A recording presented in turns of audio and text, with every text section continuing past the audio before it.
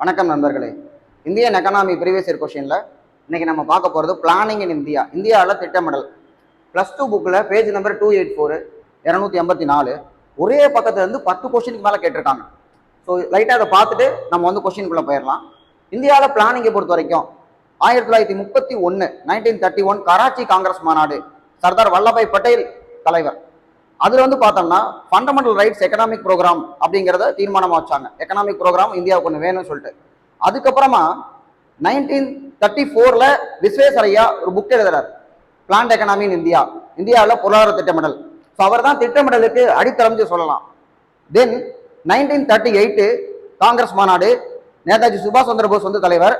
அந்த காங்கிரஸ் மாநாட்டில் நேருவை தலைமையாக கொண்ட நேஷனல் பிளானிங் கமிட்டி அப்படின்னு சொல்லி ஒரு கமிட்டி வந்து ஃபார்ம் பண்றாங்க திட்டமிடலுக்காக. ஸோ இது வந்து பேசிக். இதுல நமக்கு பிளானிங் கமிஷன் ஒன்று ஃபார்ம் பண்ணது பார்த்தோம்னா 1950. இந்த பிளானிங் திட்டமிடல் அப்படிங்கிறது எந்த கண்ட்ரிலேருந்து நம்ம எடுத்துக்கிட்டோம், நமக்கு எது இன்ஸ்பிரேஷன் அப்படின்னு பார்த்தோம்னா அதில் கொடுத்துருக்காங்க சோவியத் ரஷ்யா. நம்ம 5 ஆண்டு திட்டம் போட்டோம், அவங்க 7 ஆண்டு திட்டம் போட்டாங்க. அவங்க 7 ஆண்டு திட்டத்தை பார்த்து தான் நம்ம 5 ஆண்டு திட்டங்கள் நிறைவேற்ற ஆரம்பிச்சோம். இந்த 7 ஆண்டு திட்டம்ங்கிறது 1928 சோவியத்தில் கொடுத்தாங்க. ஏற்கனவே நான் ஃபர்ஸ்ட் எக்கனாமியில பார்க்கும்போது சொன்னேன், கேபிட்டலிசம் கம்யூனிசம் நம்ம பேசும்பொழுது இதுல கேபிட்டலிசம் வந்து ஃபெயில் ஆயிடுச்சு. கேபிட்டலிசம் 1930 அமெரிக்கால பார்த்தோம்னா லேசி ஃபேர், அதாவது ஃபாதர் ஆஃப் இந்தியன் எக்கனாமினா ஆடம் ஸ்மித். ஆடம் ஸ்மித் பார்க்கும்போது கேபிட்டலிசம், அதாவது லேசி ஃபேர் அப்படிம்பாங்க, தலையிடா கொள்கை. அவங்க பாட்டுக்கு ஏதோ உற்பத்தி பண்ணணும்ப்பா, அதே பார்த்துக்கிட்டோம். அப்ப அமெரிக்கால என்ன பண்ணிட்டாங்க, போர் நேரத்துல எல்லாம் போருக்கு தேவையான பொருளா உற்பத்தி பண்ணாங்க. அது ஒரு போர் முடிஞ்சோடனே தேவை தீர்ந்து போச்சு. 1930 பெருமந்தம் வந்துருச்சு, குளோபல் டிப்ரெஷன். அது எல்லாத்தையும் பாதிக்கும் பொழுது என்ன பண்றது அப்படின்னு பார்த்தாங்க. ஆனா ரஷ்யா பார்த்தோம்னா பயங்கரமா வளர்ந்துகிட்டு இருக்கு, சோவியத் ரஷ்யா. காரணம் திட்டமிடல். அப்ப நம்ம என்னதான் கேபிட்டலிசம் இருந்தா கூட அரசாங்கமா பார்த்து சில முடிவெடுத்து திட்டங்களை செயல்படுத்தணும் அப்படிங்கறத அமெரிக்கா உணர்ந்து தரணும். ஜேஎம் கீன்ஸ் புதிய பொருளாதாரத்துல அந்த மாதிரி எல்லாம் சொல்றாரு. இதெல்லாம் நம்ம பார்த்துட்டு தான் நமக்கு மிக்ஸ்டு எக்கனாமி, கலப்பு பொருளாதாரம் எடுத்துக்கிறோம். அப்ப திட்டமிடல் ரொம்ப முக்கியம் நம்ம உணர்ந்திருக்கோம். அதை வச்சு நம்ம என்ன பண்றோம்னா திட்டக்குழு அப்படிங்கறத 1950 நம்ம போடுறோம். திட்டக்குழு சொல்றதை கேட்டுதான் 12 திட்டம் நம்ம வந்து போட்டிருக்கோம். அது ஒரு தனி டாபிக். இப்ப நம்ம அதுல வந்து அதை பார்க்கல. திட்டக்குழுவை தூக்கிட்டு தான் நம்ம நிதி ஆயோக் கொண்டு வந்திருக்கிறோம். இதுல திட்டக்குழுக்கு முன்னாடி யாரெல்லாம் திட்டத்தை என்னன்னு சொன்னாங்க அப்படின்னு பார்த்தோம்னா விஸ்வேஸ்வரையா 1934 அவர் தான் முதல்ல திட்டத்துக்கு வந்து அடித்தளமிட்டவர் சொல்லலாம். இந்திய பொருளாதார திட்டமிடல் அப்படிங்கிற புக்ல வந்து விளக்கியிருக்காரு. அதுக்கப்புறம் ஜவஹர்லால் நேரு அந்த 1938 காங்கிரஸ் செஷன் சொன்னேன் நான். அடுத்து பாம்பே பிளானை பொறுத்த வரைக்கும் நிறைய சோர்ஸ்ல 1944 போட்டிருக்காங்க. 8 இண்டஸ்ட்ரியலிஸ்ட் 8 பேர் வந்து இருக்கிறவங்க வந்து ஒரு பிளான் வந்து கொடுத்திருக்காங்க. அடுத்து வந்து பார்த்தோம்னா எஸ்.என். அகர்வால் 1944 இது காந்தியன் பிளான், ஸ்ரீமன் நாராயணன் அகர்வால் சொல்லுவாங்க. இவர் கொடுத்தது காந்திய திட்டம், வேளாண்மை கிராமிய பொருளாதாரம் அப்படிங்கிறது காந்தியனுடைய கோட்பாடு. ஸோ அதை ஒட்டி அவர் கொடுத்தது. அடுத்து எம்.என். ராய் நமக்கு தெரியும், 1934 கான்ஸ்டியூஷன் வேணும் அப்படின்னு, ஐடியா ஆஃப் கான்ஸ்டியூஷன் அப்படின்னு முதல்ல கேட்டவர் கம்யூனிஸ்ட் பார்ட்டியினுடைய பைனியர் அவரு. ஸோ இவர் வந்து கொடுத்தது மக்கள் திட்டம். அடுத்தது பார்த்தோம்னா ஜெயபிரகாஷ் நாராயணன். ஸோ இந்திரா காந்தி அம்மாவுக்கு எதிராக முழு புரட்சி, டோட்டல் ரெவல்யூஷன் நடத்தி எமர்ஜென்சியை வந்து அவங்க கொண்டு வர்றதுக்கு முக்கிய காரணமா இருந்தவர் ஜேபி தான் சொல்லலாம். ஸோ ஜெயபிரகாஷ் நாராயணன் சர்வோதய திட்டம் அப்படின்னு சொல்லி வந்து கொண்டு வந்திருக்காரு. ஸோ இதை பேசிக்கா வச்சுட்டு நம்ம வந்து இப்ப கொஸ்டின்குள்ள போயிடலாம். கொஸ்டின் பாருங்க, இந்தியாவின் திட்டமிடலுக்கான வரைபடங்கள் முதலில் எந்த பொறியாளர் நிர்வாகியிடமிருந்து வந்தன? First blue print for Indian planning 1934 கொடுத்தவர் எம் விஸ்வேஸ்வரையா. இது அந்த புக்ல இருக்கிற ஆப்ஷன் தான், நேரு, எஸ்.என். அகர்வால், எம்.என். ராய். ஸோ விஸ்வேஸ்வரையா வச்சுட்டாங்க. ஃபர்ஸ்ட் ஒன் நமக்கு ஈஸியா தெரியும். செகண்ட் விஸ்வேஸ்வரையாக்கு மொத்தம் 3 கொஸ்டின் இவருக்கே போயிடுச்சு. M Visvesvaraya birthday celebrate engineers day, பொறியாளர் தினமாக கொண்டாடப்படுகிறது. இவர் வந்து பார்த்தோம்னா செப்டம்பர் 15 பர்த்டே, செப்டம்பர் 15 தான் அண்ணாதுரை அவருடைய பர்த்டே இருக்கு. So he was the Dewan of which princely ஸ்டேட்னு கேட்டிருக்காங்க. எந்த பகுதியோட திவானா இருந்தாருன்னா மைசூர் பகுதியினுடைய திவானா இருந்திருக்காரு. அடுத்து 1944 government of India planning department, இது புக்ல இல்ல, பிளானிங் டிபார்ட்மெண்ட் யாருடைய தலைமைன்னு கேட்டா சர் ஆர்டிசர் தலால். ஸோ ஆர்டிசர் தலால், அந்த இண்டஸ்ட்ரியலிஸ்ட் சொன்னோம் இல்லையா பாம்பே பிளான், அதுல 8 பேர் இருப்பாங்க. அந்த 8 பேர்ல ஆர்டிசர் தலால் இருக்காரு, டாடா இருக்காரு, பிர்லா இருக்காரு. இப்போ 90s கிட்ஸ் நாமெல்லாம் அந்த காலத்துல நாங்களாம் என்ன சொல்லுவோம்னா பணக்காரங்க அப்படின்னம்னா பெரிய டாடா பிர்லான்னு படமே எடுத்தாங்க. டாடா பிர்லான்னு சொல்லுவோம். இன்னைக்கு தான் அது வந்து அம்பானி அதானி சொல்லி மாறிடுச்சு. அன்னைக்கு வந்து டாடா பிர்லா. ஸோ டாடா பிர்லா, ஆர்டிசர் தலால் எல்லாருமே இருப்பாங்க. Planning department 44 Ardeshir Dalal. அந்த பாம்பே பிளான்லயும் ஆர்டிசர் தலால் வந்து இருப்பாரு. சரியா? ஜான் மேத்தாயும் கூட அதுல இருக்கவர் தான். எஸ்.என். அகர்வாலை பொறுத்த வரைக்கும் காந்தியன் பிளான், எம்.என். ராய் வந்து மக்கள் திட்டம் நம்ம பார்த்துட்டோம்.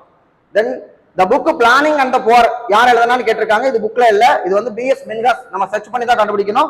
பிஎஸ் மின்காஸ் அப்படின்னு சொல்லி ஒருத்தர் வந்து இந்த புக் எழுதியிருக்காரு. வறுமையை பத்தி ஒரு சொல்லியிருக்காரு. வறுமையை பத்தி சொன்னவர்கள் இவர் ஒருத்தர். ஏற்கனவே அதை கேட்டிருக்காங்க. ஆர்டர் பண்ணும்போது யாரெல்லாம் வறுமைக்காக, ஓஜா, மாண்டேக் சிங் அலுவாலியா, பிஎஸ் மின்காஸ், இந்த மாதிரி எஸ்டிமேட் பண்ணவர் தண்டேகர் ராத்து, அவதுல வந்து பிஎஸ் மின்காஸ் ஒரு முக்கியமானவர். அடுத்து ஜெனரல் கொஸ்டின், திட்ட கமிஷனின் நோக்கங்கள் அப்படின்னு பார்த்தோம்னா ஃபுல் எம்ப்ளாய்மெண்ட், முழு வேலை வாய்ப்பு, வருமானம் மற்றும் செல்வ ஏற்றத்தாழ்வுகளை குறைக்கிறது. எல்லாத்துக்கும் வேலை இருக்கணும், ஏற்றத்தாழ்வுகளை குறைக்கணும். அப்ப எல்லா பக்கமும் சமமா வந்து வளரணும், பேலன்ஸ்டு குரோத்னு சொல்லுவாங்க. அடுத்து தேசிய மற்றும் தலா வருமானத்தை அதிகப்படியாக அடைய, இது எல்லாமே அதனுடைய நோக்கம். இதுல நெகட்டிவா எதுவுமே இல்லை. ஸோ ஆல் கரெக்ட் நம்ம வந்து போட்டுடலாம். அடுத்த கொஸ்டின் பார்த்தோம்னா இந்தியாவில் திட்டக்குழுவை அமைப்பதற்கான அரசாங்கத்தின் முக்கிய நோக்கங்கள், எதுக்காக பிளானிங் கமிஷன் தேவை அப்படின்னு சொல்லி பார்த்தோம்னா நாட்டின் வளங்களை திறமையாக பயன்படுத்துவதன் மூலம், நாட்டோட வளங்கள் ஒவ்வொரு இடத்துல ஒவ்வொன்று இருக்கு. ஜார்க்கண்ட்ல, ஒரிசால எல்லாம் நேச்சுரல் ரிசோர்ஸ் நிறைய கிடைக்குது. வெஸ்டர்ன் காட்ஸ்ல வந்து நமக்கு வந்து இயற்கை வளங்கள் இருக்கு.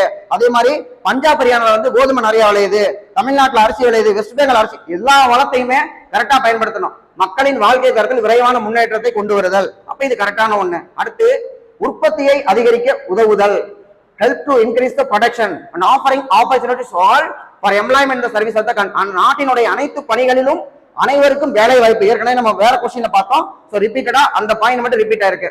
இப்படித்தான் ப்ரீவியஸ் கொஸ்டின் அப்ரோச் பண்ணணும். சேம் டிட்டோ பண்ண மாட்டாங்க, பட் ஒரு பர்டிகுலர் வேர்டு, பர்டிகுலர் சென்டென்ஸ் வந்து ரிப்பீட் ஆகும். அடுத்து நாட்டின் அனைத்து வளங்களும் மதிப்பீடு செய்ய வேண்டிய பொறுப்பு எடுத்துக்கொள்ள வேண்டியதில்லை. பொறுப்பு எடுத்துக்கணும். do not have the responsibility. Responsibility இல்லாம ஏதாவது இருக்க முடியுமா? should have the responsibility of making assessment of all resources. கண்ட்ரியில என்ன இருக்குன்னு தெரிஞ்சுக்கிட்டா தானே அதை வச்சு நம்ம பிளான் போடுவோம். என்ன இருக்குன்னே தெரியாம எப்படி பிளான் போடுவோம்? அப்போ பிளாக் அண்டா வந்து ஒரு நெகட்டிவ் ஸ்டேட்மெண்ட். சோ இதை அடிச்சு விட்டு ஆன்சர் வரும் 1 and 2 கரெக்ட். அடுத்த கொஸ்டின் பார்க்கலாம். அடுத்த கொஸ்டின், எம்என் ராய் மக்கள் திட்டம் 1945, ஸ்ரீமன் நாராயணன் 1944 காந்தியன் பிளான் இருக்கு. 8 இண்டஸ்ட்ரியலிஸ்ட், 8 தொழிலதிபர்கள் பாம்பே பிளான் 1914 புக்ல போட்டிருக்கு. 44 நிறைய சோர்ஸ் இருக்கு. அடுத்து மூணாவது அளவா விஸ்வேஸ்வரையா, இந்திய திட்டங்களின் முதலாவது செயல் வடிவம் திட்டம் வைத்த பெருமை யாருக்கு போகுதுன்னா விஸ்வேஸ்வரையாக்கு போகுது. லாலா ஸ்ரீராம், ஜெயன் நேரு, ஜெயாடி டாடா அவங்க வரமாட்டாங்க. டாடா வந்து எதுல இருக்காருன்னா 8 இண்டஸ்ட்ரியலிஸ்ட்ல இருக்காரு. அடுத்து 1944 காந்திய திட்டம், ஸ்ரீமன் நாராயண் அகர்வால் காந்தியன் பிளான். இந்தியாவின் முன்னாள் பிரதமர் நேரு அவர்கள் டேஸ் ஆண்டில் திட்டக்குழுவை அமைத்தார். 1950 மார்ச் மாசம் 15 திட்டக்குழு அமைக்கப்பட்டது. எப்ப வரைக்கும் திட்டக்குழு இருந்ததுன்னா 2015 ஜனவரி 1ஆம் தேதி நிதியை ரீப்ளேஸ் பண்ண வரைக்கும் திட்டக்குழு இருந்திருக்கு. ஸோ அதுக்கு ஒரு நாளைக்கு முன்னாடியே முடிஞ்சு போச்சுன்னு வச்சுக்கோங்க. 2014 டிசம்பர் 31 திட்டக்குழு வந்து நம்ம வந்து காலி பண்ணிட்டோம். அதுக்கப்புறம் நிதி ஆயோக் சம்பந்தமா 30 கேள்விக்கு மேல இருக்கு, அதை நம்ம தனியா பார்ப்போம். அடுத்து பாம்பே பிளான், இது புக்ல இருந்து அப்படியே எடுத்திருக்காங்க. 1940 Bombay plan was presented by யாருன்னா 8 லீடிங் இண்டஸ்ட்ரியலிஸ்ட், அது வந்து எக்கனாமிஸ்ட், பொலிட்டீஷியன் அந்த மாதிரி கொடுத்திருக்காங்க. ஸோ தொழிலதிபர்கள் 8 பேர் கொண்டு, அது டாட்டாவும் பிர்லாவும் இருக்காங்க முக்கியமானது. அடுத்து இந்த concept of economic planning in India 5 year plan எங்க இருந்து எடுத்துக்கிட்டோம்? இப்பதான் நம்ம பார்த்தோம் புக்ல, ரஷ்யால இருந்து 7 ஆண்டு திட்டங்கள் 1928 அங்க இருந்து எடுத்துக்கிட்டோம். ரஷ்யால இருந்து இன்னொன்னு எடுத்துக்கிட்டோம், அது என்ன அப்படிங்கறத கமெண்ட்ல போடுங்க. அடுத்து இந்திய திட்டமிடல் ஆணையத்தின் தலைவர் யார் அப்படின்னு பார்த்தா பிரதமர். ஒரு சமதர்ம பொருளாதார அமைப்பில் உற்பத்தி, பகிர்வு, ப்ரொடக்ஷனு, அதை வந்து நம்ம என்ன பண்ணணும், எல்லாத்துக்கும் பங்கி கொடுக்கணும் மற்றும் தீர்வுகளை முடிவு செய்வது எவைன்னு கேட்டா central planning commission. So planning கமிஷனுடைய அப்ஜெக்டிவ்ல இது இருக்கும். ப்ரொடக்ஷனு, அதுக்கப்புறம் டிஸ்ட்ரிபியூஷன், தென் வந்து தீர்வுகள் எல்லாத்தையுமே கொடுக்கக்கூடியது. அடுத்து தமிழ்நாடு மாநில திட்டக்குழு, எப்படி அங்க வந்து பிரதமரும் இங்க முதலமைச்சர் இருப்பாரா ஈக்குவலா? ஸோ தமிழ்நாடு மாநில திட்டக்குழுவின் தலைவர் முதலமைச்சர். அடுத்து Jawaharlal Nehru national planning commission, அவருக்கு எஸ்.என். அகர்வால் நமக்கு வந்து பார்த்தோம்னா Gandhian plan, M N. Roy people plan, JP வந்து பார்த்தோம்னா சர்வோதய பிளான், அப்படியே புக்ல வந்து கேட்டாங்க.